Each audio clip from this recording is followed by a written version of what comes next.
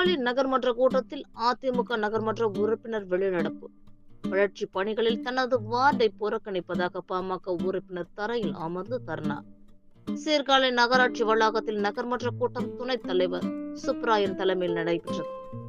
ஆணையர் மஞ்சுளா மற்றும் நகர்மன்ற உறுப்பினர்கள் பங்கேற்றனர். கூட்டத்தின் தொடக்கத்திலேயே அதிமுக நகர்மன்ற உறுப்பினர் நாகரத்தினம் தனது வார்டுக்கு உட்பட்ட பாலசுப்பிரமணியன் நகர் பகுதியில் இதுவரை அடிப்படை வசதிகள் செய்து தரப்படவில்லை எனவும், தெருவிளக்கு மற்றும் சாலை அமைத்து தரவில்லை என குற்றம் சாட்டியும், சாலை இல்லாததால் மழை காலங்களில் மழைநீர் குளம் போல் தேங்கி நிற்பது குறித்து எடுத்துரைத்து தீர்வு காண நடவடிக்கை எடுக்காததை கண்டித்து வெளிநடப்பு செய்வதாக அறிவித்து கூட்ட அரங்கை விட்டு வெளியேறினர். தொடர்ந்து நகர்மன்ற உறுப்பினர்கள் பல்வேறு குறைகளை சுட்டிக்காட்டி பேசினர்.